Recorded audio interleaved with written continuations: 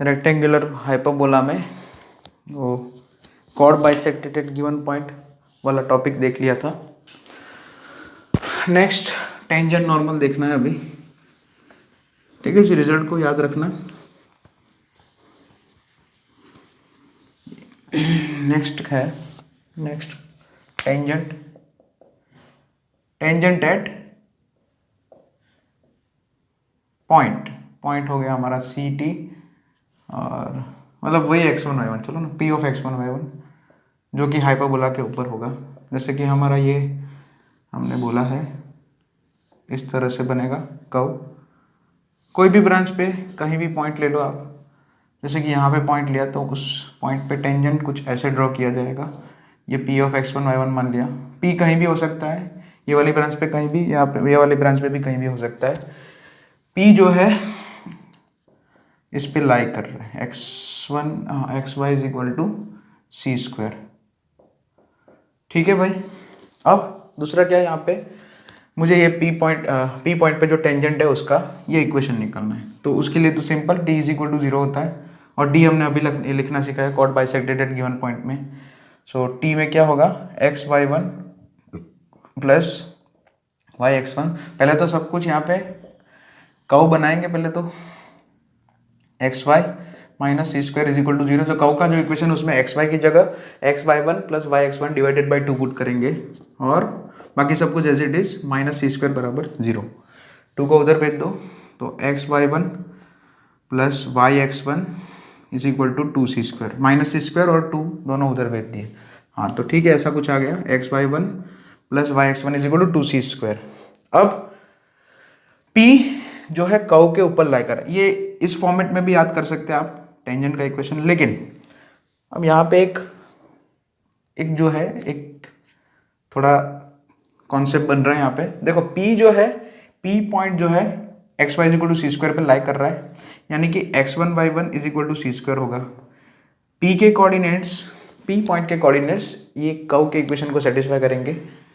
सो यहाँ पे जो सी स्क्वायर बना है, जो इक्वेशन में जो सी स्क्वायर बना है टेंजेंट के इक्वेशन में, है ना, पी पॉइंट पे जो टेंजेंट ड्रॉ किया उसका इक्वेशन आ गया है। लेकिन उसमें जो सी स्क्वायर है, राइट हैंड साइड पे जो सी स्क्वायर वाला टर्म है, उसकी जगह मैं सी स्क्वायर की जगह X one Y one put करके राइट हैंड साइड 2x1y1 लिख सकता हूँ। फिर से एक्स वन वाई वन से डिवाइड कर देते पूरे इक्वेशन को।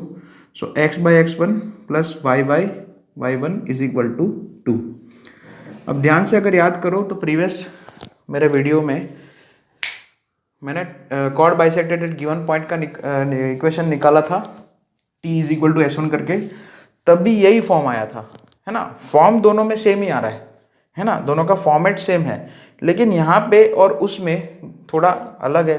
वहाँ पे जो हमने m of X one Y one, जो ये X one Y one point लिया था वो कॉर्ड का मिड पॉइंट था, और यहाँ पे जो ये p पॉइंट लिया है एक्स वन वाई वन वो हाइपरबोला के ऊपर लाई कर रहा है।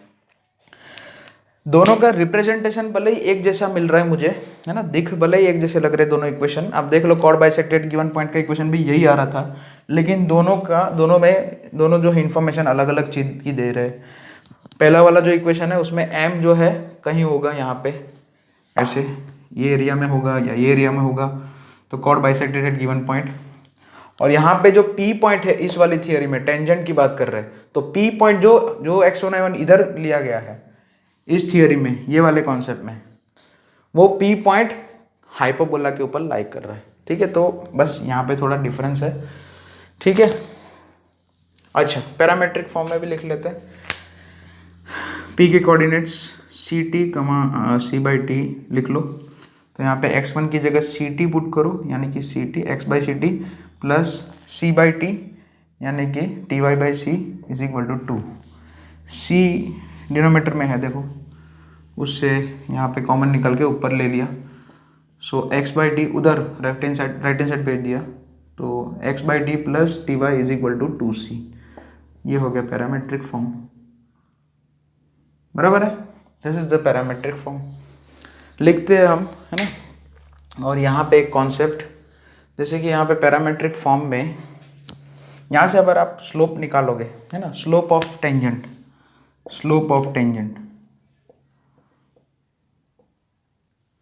m इज इक्वल टू कितना आ जाएगा, माइनस साइन 1/t है ना, minus sign coefficient of x divided by coefficient of y, ये फॉर्मूला तो आता है। यानी कि कितना आएगा, ये t नीचे जाएगा तो -1/t²। t² तो ग्रेटर देन 0 ही होता है और t = 0 तो हो ही नहीं सकता, क्योंकि ये ऐसा तो कोई पैरामीट्रिक पॉइंट आएगा ही नहीं ना, t = 0 तो हो ही नहीं सकता। और तो t² पॉजिटिव है, 1 पॉजिटिव है, आगे नेगेटिव साइन है, सो ये -1/t² हमेशा लेस देन 0 होगा। यानी कि कोई भी टेंजेंट हो यहाँ पे पैरामीट्रिक को, मतलब हाइपरबोला के किसी भी पॉइंट पे अगर आप टेंजेंट ड्रॉ करोगे उसका स्लोप लेस देन 0 आएगा।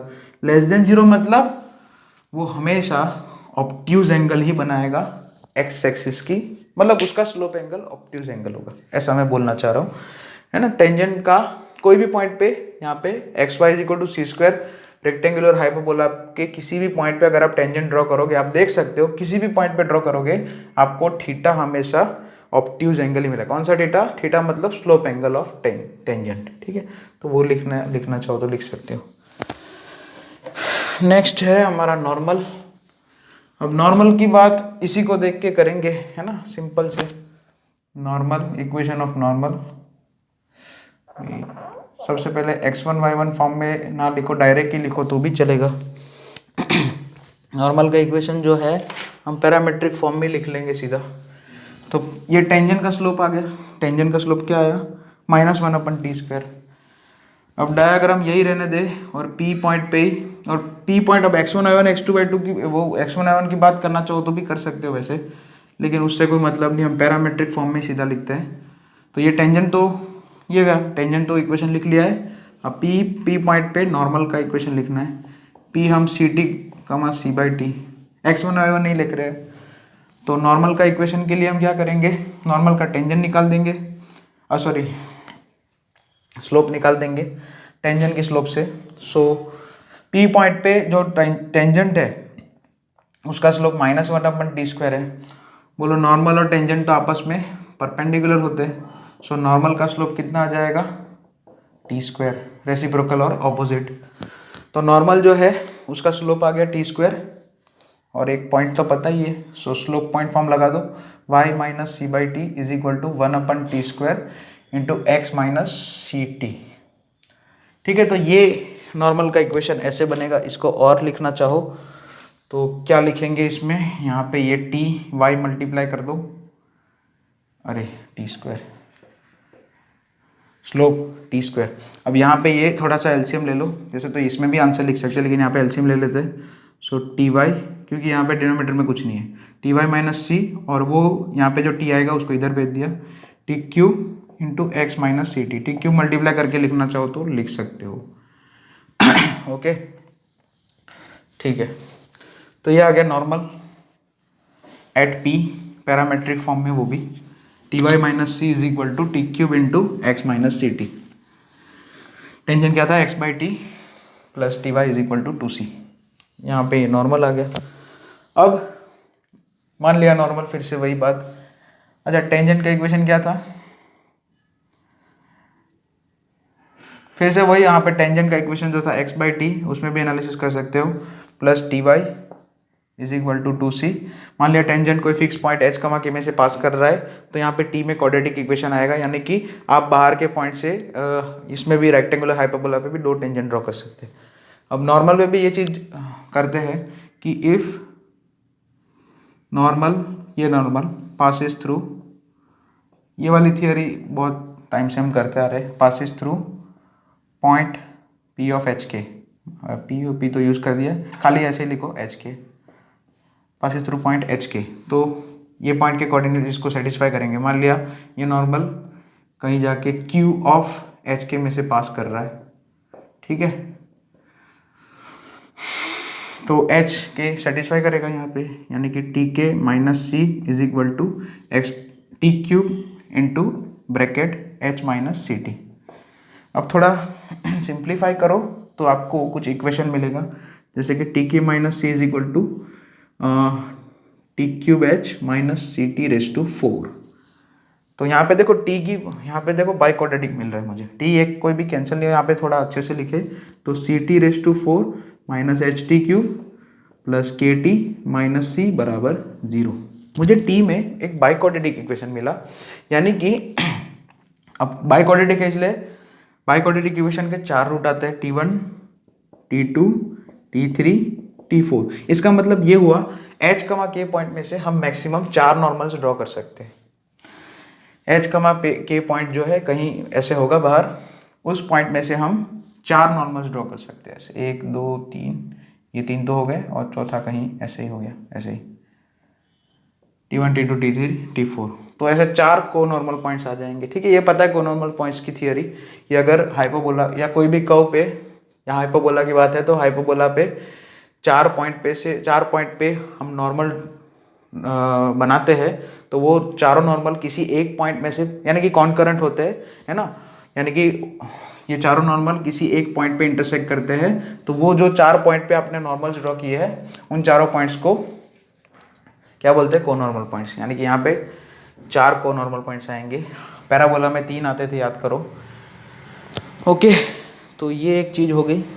नेक्स्ट ये एक थ्योरी याद रखना है इसको, ये बाइक्वाड्रेटिक जो है आगे भी कोई क्वेश्चन में, ये वाली थ्योरी है ना, कोई क्वेश्चन में यूज़ होगी।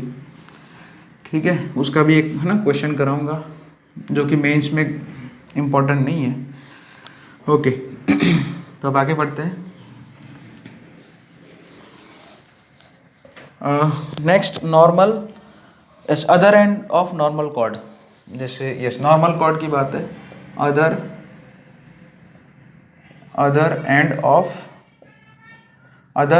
Of normal cord.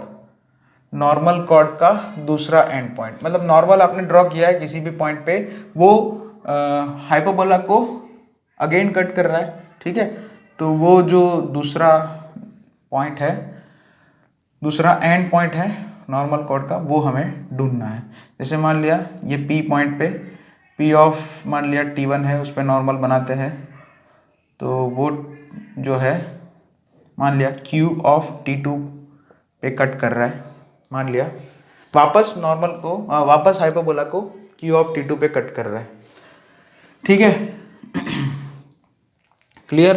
तो बस यहाँ पे सबसे पहले तो नॉर्मल का इक्वेशन क्या था, T Y minus C is equal to T cube into X minus C T. सही है, यही था। यस, ये तो लिख दिया। नाउ अब जो है मतलब यहाँ पे T1 लिया है तो T1 ले लो, T1 लिख लिया। अब जो ये normal Q of T2 point में से पास कर रहा है ना, ये normal Q of T2 point में से पास कर रहा है। ऑफ कोर्स T2 के कोऑर्डिनेट्स क्या होंगे, सी T2 C बाई T2। क्यों, क्योंकि ये Q पॉइंट क्या है, हाइपोबोला पे है ना। ठीक है, ये नॉर्मल वापस हाइपोबोला को कट कर रहा है दूसरे पॉइंट पे, तो दूसरा and point of normal cord. तो ये PQ जो है एक तो कॉर्ड भी है और नॉर्मल भी है, इसलिए नॉर्मल कॉर्ड। अब जो है ये हमारा नॉर्मल जो है, हमने P पॉइंट पे जो जिसका इक्वेशन हमने लिखा है पैरामेट्रिक फॉर्म में, तो Q पॉइंट में से भी पास कर रहे हैं, है ना। Normal passes through this, normal passes through Q of C T2 C by T2। तो बस यहाँ पे अब T2 की वैल्यू निकालने की कोशिश कर रहे हैं, है ना। T2 की वैल्यू निकालनी मुझे इन टर्म्स ऑफ T1, तो वही है other end of normal chord का मुझे निकालना है। So T1 C by T2 minus C is equal to T1 cube C T2 minus C T1। थोड़ा सा सॉल्व करते हैं। यहाँ पे देखो C तो कैंसिल है सभी में से, देखो यहाँ पे भी कॉमन आ रहा है दोनों टर्म में, यहाँ पे भी C कॉमन है, C कैंसिल हो जाएगा और यहाँ पे T2 कैल्शियम लेंगे तो T1 माइनस T2 अपन T2 ऐसा कुछ बन जाएगा। C कैंसिल कर दिया, T is equal to T1 cube into T2 minus T1। T1 और T2 तो सेम नहीं है ना। So T1 is not equal to T2, so I can cancel this factor. और ठीक है, माइनस साइन रहेगा उस साइड या इस साइड, किसी भी साइड लिखो, यानी कि -1 अपन T2 is equal to T1 cube. मुझे T2 का वैल्यू चाहिए, सो T2 कितना हो जाएगा, -1 अपन T1 क्यूब। ओके, तो बस other end of normal cord क्या आ जाएगा, C। यहाँ पे T2 की वैल्यू -1 अपन T1 क्यूब पुट कर दो, सो -C upon T1 cube -C T1 cube. So this is the other end of normal chord. Yes, minus C अपन T one cube comma minus C T one cube.